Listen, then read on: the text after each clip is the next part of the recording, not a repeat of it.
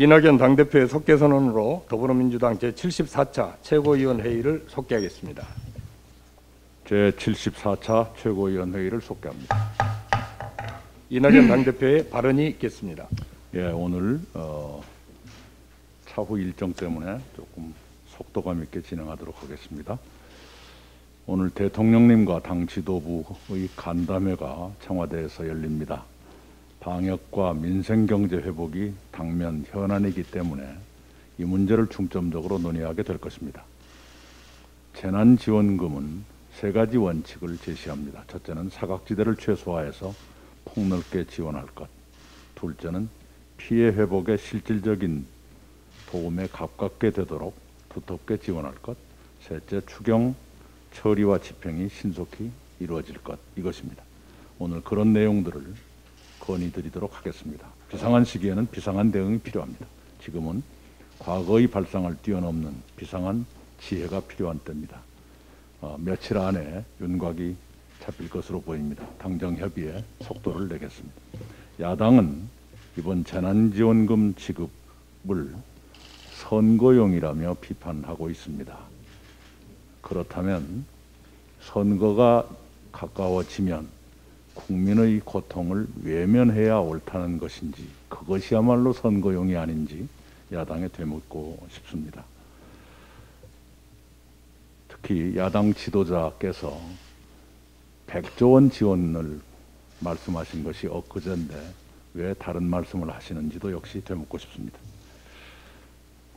제가 제안드린 신복지제도의 밑그림을 그리기 위해 당내 국민생활기준 2030 번국민특위를 구성하기로 오늘 결정했습니다. 공동위원장으로는 홍익표 정책위 의장님과 김연명 중앙대 교수님을 모셨습니다. 앞으로 당과 학계, 시민사회 등 여러 분야의 전문가들을 모셔서 명실상부한 범국민특위로 가동할 것입니다. 신복지제도의 근간인 국민생활기준 2030은 역대 정부가 쌓아올린 복지의 토대 위에 경제적, 사회적 변화에 걸맞게 보편적 사회보호 체계를 구축하기 위한 기준입니다. 이미 세계은행과 국제노동기구는 2015년부터 보편적 사회보호 체계의 구축 필요성을 권고해 왔고 우리는 그것을 수용했습니다. 복지국가 형성기를 넘어서 우리의 경제적 위상에 어울리는 선진적 복지국가를 만들어 가자는 것입니다. 신복지제도는 포스트 코로나 시대 한국 복지제도의 대전환을 이룰 비전입니다.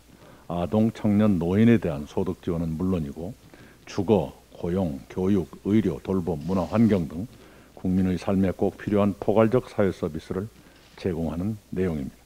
특위는 국민생활기준 2030의 구체적 내용과 단계별 실행 로드맵 등을 수립할 예정입니다. 그에 필요한 사회적 협의 또한 적극 추진해 갈 것입니다. 저는 만 5세 의무 교육을 이미 제안한 바 있습니다. 다른 제안들을 잇따라 내놓도록 준비해 주시기 바랍니다. 오는 9월 국민생활기준 최종안이 마련되는 대로 국민께 보고드리고 입법을 병행해 가야 할 것입니다. 신복지제도는 문재인 정부 들어 민주당이 내놓은 최초의 국가 비전입니다. 국민생활 2030은 포스트 코로나 시대 한국판 베버리지 보고서가 될 것입니다. 특위가 신복지제도 설계사 역할을 충실히 수행할 수 있도록 당도 지원을 아끼지 않아야 할 것입니다. 이명박 정부 국가정보원의 불법 사찰 의혹이 갈수록 점입 가경입니다. 자고 나면 새로운 사실이 밝혀지고 있습니다. 당시 야당 소속 지방자치단체장들에 대해 사찰을 벌이고 종북, 이념 오염 등의 색깔론 딱지를 붙인 사실이 새롭게 드러났습니다. 야당 소속 지자체장들의 약점이 될 만한 부분을 세세하게 파악해 표를 만들고 일일이 기록한 것은 물론 그들을 압박하기 위한 정부 부처별 액션 플랜까지 짜서 내려보냈다고 합니다. 불법 사찰에 미행, 도청, 해킹이 동원됐다는 보도도 나오고 있습니다. MB 시대 국정원 불법 사찰 의혹은 2017년 11월 시민단체가 사찰성 정보 파일 공개를 요구하며 시작됐습니다. 국정원이 그에 대해 비공개 처분을 하자 사찰 피해자들이 2018년 4월 정보 공개 청구 소송을 냈고 대법원이 작년 12월 국정원에 정보를 공개하도록 확정 판결했습니다. 지금 나온 사찰 정보들은 모두 법원의 판결에 따라 공개되고 있는 것입니다. 그런데도 야당은 선거를 염두에 둔 정치 공세라고 비난하고 있습니다. 그것은 지난 3년에 걸친 법원의 1심, 2심, 3심 과정이 모두 이번 4.7 재보궐선거에 맞춰서 진행됐다고 주장하는 것과 다름이 없습니다. 참으로 허무맹랑한 얘기라고 생각합니다. 그것은 마치 달도 해도 선거에 맞춰서 뜨고 진다는 얘기와 마찬가지입니다. 사찰은 기본권을 짓밟는 반헌법적 악습이자 민주주의의 근간을 흔드는 국가폭력입니다. 국정원 스스로 흑역사임을 인정하고 사찰 자료도 보관 중인 사실을 확인했습니다. 우리 당은 실체가 드러난 이명박 정부 불법 사찰의 전모를 철저히 규명할 것입니다. 정부의 의결을 통한 불법 사찰, 문건 열람 등 국회 차원에서 할 수 있는 모든 방법을 동원해서 진상을 반드시 밝혀내야 할 것입니다. 공수처가 출범했으나 처장과 차장만 있을 뿐 실제 수사를 담당할 검사 인선이 지연되고 있습니다. 국민의힘이 또다시 인사위원 추천을 미루고 있기 때문입니다. 국민의힘은 2019년 공수처 법안이 상정됐을 때는 그것을 막기 위해 동물국회를 만들었고, 지난해에는 공수처장 후보 추천위원을 추천하지 않는 방식으로 출범을 저지했습니다. 또 후보 추천 뒤에는 비토권을 남용해 후보 합의를 몇 달씩 방해하기도 했습니다. 이번에는 야당 몫의 인사위원 추천에 협조하지 않는 방법으로 또다시 공수처의 가동을 막고 있습니다. 참으로 집요하고 엄습하게 공수처를 방해하고 있는 것입니다. 그러나 공수처에 대한 국민의 기대는 날로 커지고 있습니다.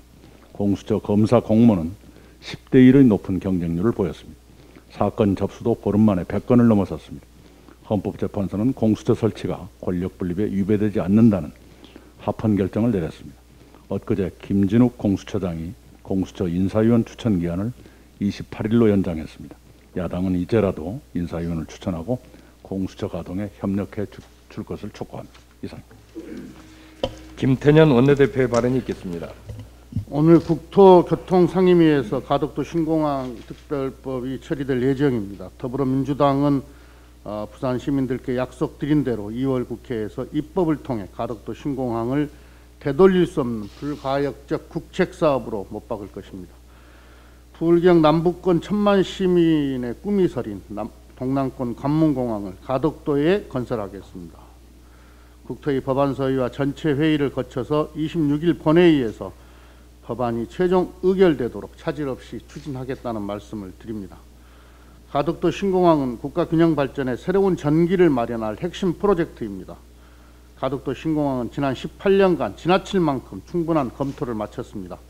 18년이 늦어진 만큼 민주당은 가장 빠른 속도로 신공항을 추진하겠다는 말씀을 드립니다. 국민의힘은 원래 공언했던 대로 가덕도 신공항 특별법 처리에 협조하기 바랍니다. 법안 처리가 임박한 시점에 다른 법과 연계해서 가덕도 신공항 특별법 처리를 막으려 하는 것은 정치의 올바른 자세가 아닙니다. 민주당은 하루빨리 가덕도 신공항 건설이 시작되도록 기틀을 다지겠습니다. 2월 국회에서 법안 통과 후 곧바로 정부 부처가 신속하게 사업에 나서도록 하겠습니다. 가덕도 하늘에 비행기가 날아오르는 모습을 부울경 시민들께 보여드리겠습니다. 이명박 정부 국정원의 불법 사찰 실체가 속속 드러나고 있습니다. 언론에 보도된 2011년 야당 지자체장들에 대한 국정원의 사찰 내용은 종북, 이념 오염 등 색깔론이 난무하는 정치공작 보고서였습니다. 국정원이 개인의 이념과 성향을 낙인 찍고 각종 정보를 불법적으로 수집한 것은 민주주의를 위협하는 중대한 범죄 행위로 사회에 비상벨을 울려야 하는 심각한 사안입니다. 그런데 국민의힘은 진실한 고백과 사과, 반성 없이 이번 사안을 정쟁으로만 몰아가고 있습니다. 국가정보기관의 조직적 불법 사찰 행위가 드러났는데도 선거에 영향을 끼치려는 것이라며 정략적 주장을 펴고 있습니다. 심지어 김대중 노무현 정부 때는 그런 일이 없었겠냐며 본질을 흐리려 합니다. 국민의힘은 어설픈 물타기 의혹을 제기하지 말고 김대중 노무현 정부 때도 국정원이 불법 사찰을 했다는 근거가 있다면 공개하기 바랍니다. 만약 근거 없는 허위 사실을 주장하는 정치 세력은 그에 대한 책임을 져야 합니다. 더불어민주당은 만약 이명박 정부 이전에도 국정원의 불법 사찰이 있었다면 국정원이 똑같이 정보를 공개할 것을 요청합니다. 정보기관의 불법 사찰은 선거도 여야의 문제도 아닌 민주화 독재의 경계에서 민주주의를 바로 세우는 문제입니다. 민주당은 국정원 불법 사찰 진상 규명을 위해 당당하고 과단성 있게 나설 것입니다. 더불어민주당의 목표는 불법 사찰의 어두운 역사를 이 땅에서 완전히 청산하는 것입니다. 이번에 국정원은 과거 불법 사찰의 흑역사를 종결하고 진정한 국민의 정보기관으로 거듭나야 합니다.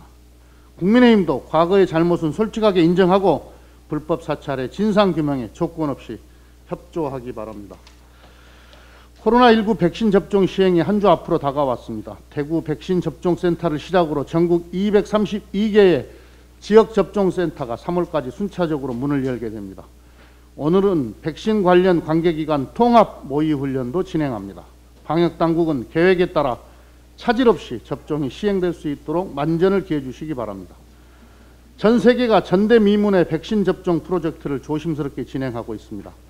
전문가들 사이에서도 백신 접종 연령대와 시기에 대한 의견이 엇갈립니다. 65세 이상 고연령층이 참여한 아스트라제네카 백신 임상 실험 결과는 다음 달 말에 확인할 수 있다고 합니다. 누구도 섣불리 예측하거나 결과를 예단할 수 없는 상황입니다. 지금은 방역 당국과 실제 접종을 시행하는 현장 의료진의 의학적 판단을 신뢰하는 것이 최선입니다. 이러한 때 정부에 대한 불신과 백신 접종에 대한 불안감을 조장하는 국민의힘에 한 말씀 드리지 않을 수 없습니다. 국민의힘은 작년 가을에는 독감 백신에 대한 불안감을 조성하며 접종을 중단해야 한다고 주장했었습니다. 그러더니 연말에는 코로나 백신 접종이 늦어진다며 정부를 압박했습니다. 이제는 또 코로나 백신에 대한 불안을 부채질하고 있습니다. 냉온탕을 오가면서 정부와 국민을 이간질하겠다는 의도가 아닐 수 없습니다. 정부의 흠집을 내기 위해서 국민의 생명과 안전이 걸린 코로나 백신 접종에 회방을 놓는 것 너무나 무책임한 행동입니다. 지금이 코로나 위기 상황이라는 점을 국민의힘만 외면하는 것 같습니다. 국민의힘은 부디 방역과 국난 극복에 걸림돌이 되지 말기를 바랍니다. 이상. 이어서 김종민 최고위원의 발언이 있겠습니다. 예, 저도 이명박 국정원의 정치 사찰에 대해서 한 말씀 드리겠습니다. 국민의힘 정부인 이명박 정부에서 국정원을 통해서 조직적인 정치 사찰을 벌였다는 사실이 속속 드러나고 있습니다. 당시 청와대 민정수석실은 국정원에 요청해서 여야 국회의원의 신상 자료를 관리했다고 합니다. 검찰, 국세청, 경찰 자료를 모아서 국정원에 전달하면 국정원이 이를 데이터베이스로 업데이트해서 관리했다는 것입니다. 국정저해, 정치인 견제 차원에서 특정 정치인에 대한 비리 정보를 주고받았다는 의혹도 제기되고 있습니다. 공권력의 민간인 정치 사찰은 그것 자체로 반헌법적이고 반민주적인 범죄 행위입니다. 선거와 관계없이 철저한 진상조사가 필요합니다. 이번 사안은 사찰 피해자, 국정원 그리고 언론에 의해서 폭로된 것입니다. 지난 16일 민주당 의원 52명이 국가정보기관의 사찰성 정보 공개 촉구 및 진상규명과 재발 방지를 위한 특별 결의안을 발의하였습니다. 결의안에서 지난 시기 불법 정치 사찰의 규모와 내용에 대한 진상을 국가정보원이 명확하게 규명해서 국민들에게 그 전말을 알리고 다시는 불법적인 정보 사찰 행위가 재발하지 않도록 사찰 피해 관련자, 전문가 등 민간위원과 국회의원 전원이 참여하는 진상규명과 재발방지위원회 발족을 요구했습니다. 국정원이 봉인했다는 문서를 해제, 정치사찰의 진상을 국민 앞에 낱낱이 밝히고 재발방지에 여야가 함께 협력해야 할 것입니다. 당시 청와대 정무수석이었던 박형준 부산시장 후보는 정무수석실하고 전혀 관계가 없는 일이다 이렇게 부인했습니다. 정무수석이 여야 국회의원 신상자료 작성과 활용에 관계없다고 하는 것은 상식적이지가 않습니다.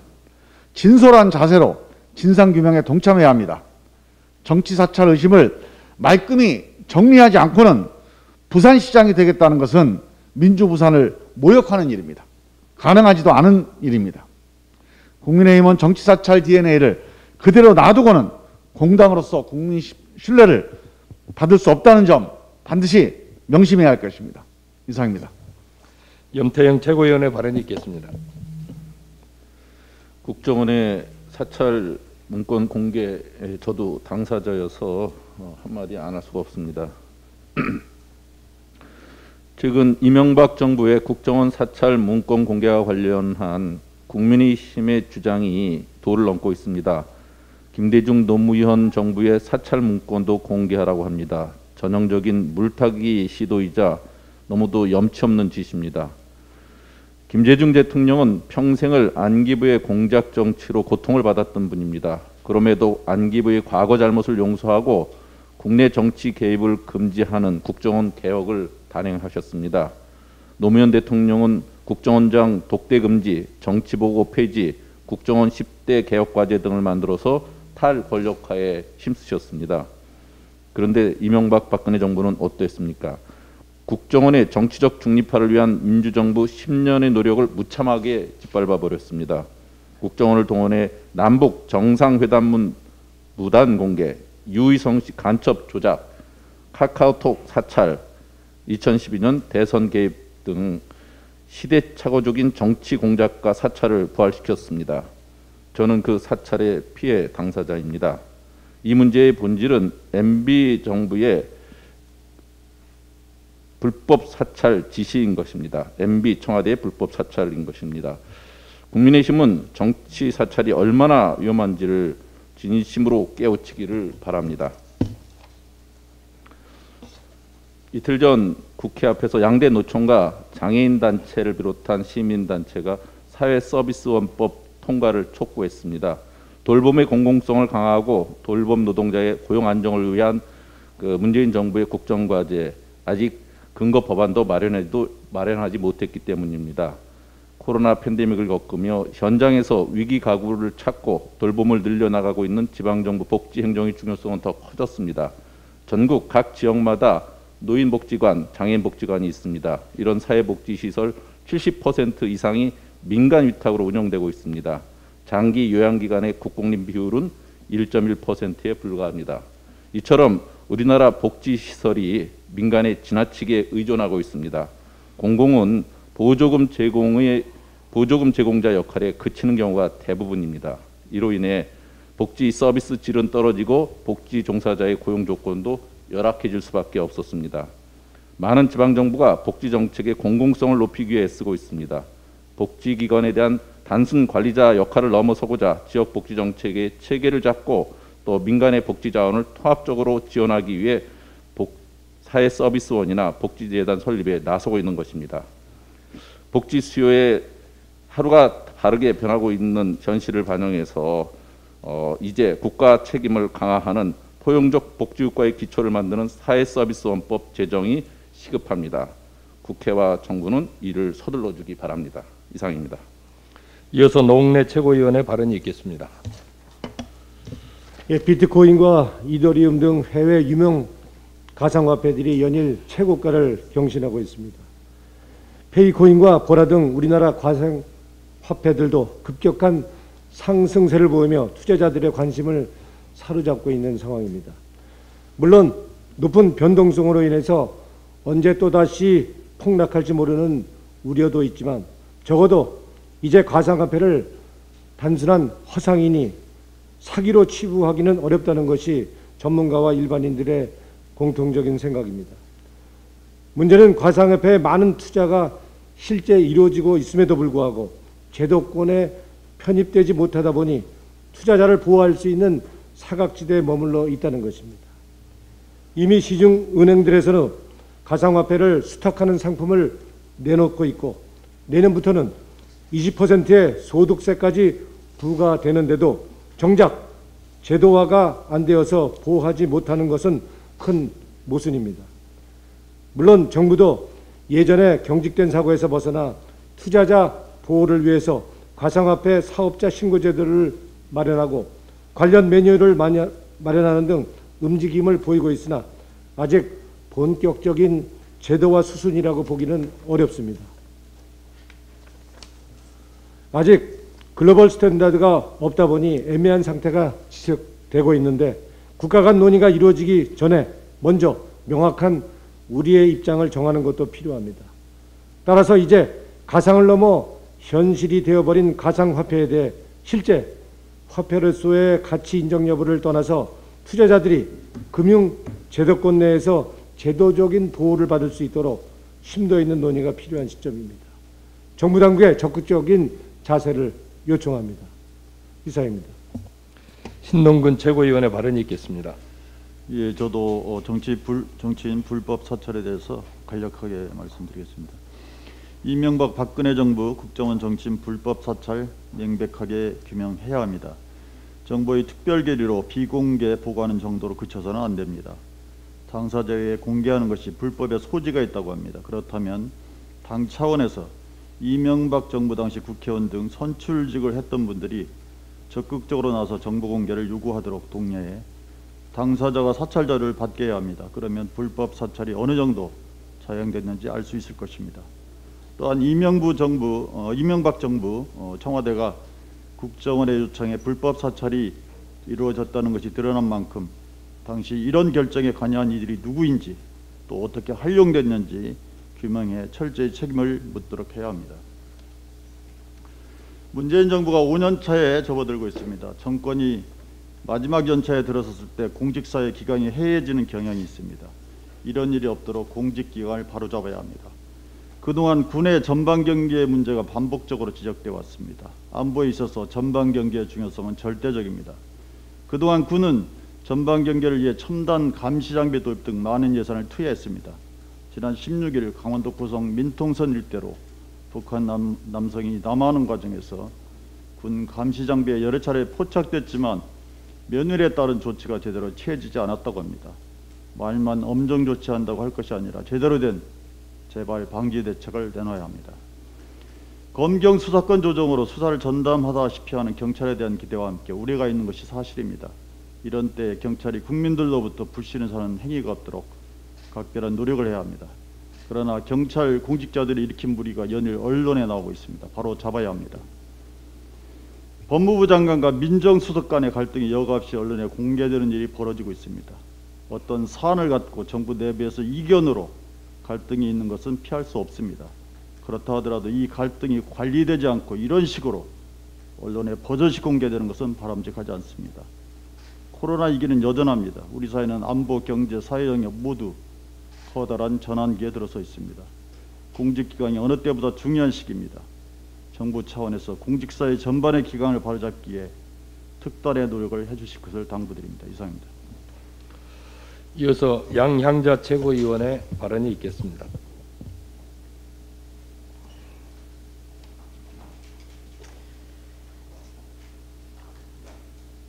네, 저도 가덕도 특별법 관련 한 말씀 강조드리겠습니다.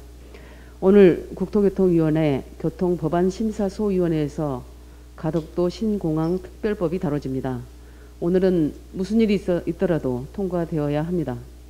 핵심 내용이 담긴 법안대로 통과되어야 합니다. 그것이 지난 15년 동안 길을 잃은 동남권 신공항을 제자리로 돌려놓는 시작입니다. 가덕도 신공항은 대한민국의 운명이 달린 일입니다. 일부 지역 민원이 아닙니다. 대한민국 국토 전체를 새롭게 디자인하는 대사업의 시작입니다. 또한 가덕도 특별법에서 핵심 내용이 빠지면 지난 15년의 기다림이 더욱더 길어질 수도 있습니다. 동남권 메가시티 건설도 늦춰질 것이며 국토균형 발전 역시 요원해질 것입니다. 가덕도 신공항을 조기 착공하고 빠르게 완공하는 것만이 부울경 동남권을 제2의 수도권으로 도약시킬 수 있는 지름길입니다. 그것만이 나라를 위한 일입니다. 가덕도 특별법의 후퇴는 국익 후퇴이며 한반도의 균형 발전이라고 하는 대의 명분을 외면하고 늦추는 일임을 잊지 말아야 합니다. 선거가 아닌 전쟁 중이라도 가덕도 신공항이 추진되어야 하는 이유가 여기 있습니다. 그렇기에 더불어민주당은 가덕도 신공항 특별법 통과에 당의 존폐를 거는 심정으로 임하고 있습니다. 다가오는 선거가 아닌 당의 사활을 걸었습니다. 국민의힘에 묻습니다. 부울경을 대표하고 대한민국 정통 보수 정당을 자임하는 국민의힘은 과연 어떤 태도로 가덕도 신공항 특별법에 임하고 있습니까? 당의 명운을 걸 만큼 절박한 심정이라 할 수 있습니까? 그렇다면 먼저 나서서 특별법 통과에 힘써 주십시오. 최소한 일부 지역의 눈치를 본다는 오명은 피할 수 있을 것입니다. 가덕도 신공항이 속도감 있게 추진되려면 핵심법 조항을 최대한 살려야 합니다. 그것만이 가덕도 신공항의 조기 착공과 조기 완공을 담보하는 길입니다. 다시 한번 말씀드립니다. 가덕도 신공항 특별법 통과에 여야가 없습니다. 국회의 명운을 걸어주십시오. 이상입니다. 이어서 박홍배 최고위원의 발언이 있겠습니다. 낮은 사람들, 어려운 사람들, 정의로운 사람들의 친구로서 민족의 평화 통일과 민주화를 위해 평생을 헌신하신 백기환 선생이 영면하셨습니다. 살아생전 그토록 염원하신 통일을 못 보고 돌아가신 선생의 영전에 다시 한번 삼가 명복을 빕니다. 힘없는 노동자들이 내몰리는 현실에 가슴 아파하셨던 선생께서 마지막 남기신 글은 중대재해처벌법 제정 그리고 김진숙 힘내라였습니다. 국가폭력에 의해 해고된 김진숙은 2009년 민주화운동 관련자로 인정받은 뒤 복직 공고가 있었지만 12년이 되어가는 지금까지 다니던 직장으로 돌아가지 못하고 있습니다. 복직 공고가 강제 규정이 아니다 보니 공허한 메아리가 되고 만 것입니다. 선생의 유지를 받들고 노동을 탄압하던 시대를 마감하기 위해 김진숙 위원을 비롯한 민주화운동 관련자들에 대한 구제책을 마련하는 데 모두의 지혜를 모아야 하겠습니다. 지난 15일 이낙연 당대표께서는 포스코의 반복적 산재 사고와 경영진의 무책임한 태도를 규탄하며 확실한 산업안전 조치를 촉구한 바 있습니다. 이튿날 최정욱 포스코 회장은 현장을 방문해 사과를 하며 잠시 뉘우치는 듯 보였습니다. 그러나 바로 다음 날 요추의 염자 및 긴장이라는 진단서 한 장을 내밀며 22일 예정된 국회 환노위 산재 청문회에 출석하지 않겠다고 통보했습니다. 산재로 사망한 고인들과 지금도 산재에 노출된 채 일하고 있는 포스코 노동자들, 나아가 대한민국 국민 모두를 기만하는 후한무치하고 파렴치한 행위입니다. 5년간 42명의 노동자가 죽어나가는 것을 보고도 일말의 책임감을 느끼지 못하는 포스코 최정우 회장과 같은 경영자들에게는 징역 1년 이상 또는 10억 원 이하의 벌금, 그리고 그마저도 안전담당 이사에게 책임을 떠넘기며 빠져나갈 수 있는 현행 중대재해법으로는 부족합니다. 우리 당은 중대재해법을 보다 실효성 있는 법으로 개선할 수 있도록 노력하겠습니다. 살인기업 포스코에 대해서는 가용할 수 있는 모든 수단을 동원해 노동자의 죽음을 막을 수 있도록 고용노동부와 최대주주인 국민연금의 기금운용위원회 위원장인 보건복지부 장관의 적극적인 조치와 주주권 행사를 당부드립니다. 이상입니다. 마지막으로 박성민 최고위원의 발언이 있겠습니다. 네, 오늘 곧 있을 청와대 간담회에서 당 지도부의 일원이자 청년으로서 생생한 이야기 잘 전하고 오도록 하겠습니다. 특히 요즘 청년들이 굉장히 힘든 시기에 놓여 있는 만큼 청년 일자리 문제 그리고 청년 마음 건강 문제와 관련해서 정부가 보다 적극적인 자세로 특단의 조치를 취해야 한다는 사실을 다시 한번 말씀드리고 올 것이며 우리 정치의 과제가 불평등 해소와 격차 해소에 있음을 다시 한번 논의할 수 있도록 노력하고 오겠습니다. 이상입니다. 이상 모두 발언을 마치고 회의를 비공개로 전환하겠습니다. 언론인 여러분의 협조를 부탁드립니다.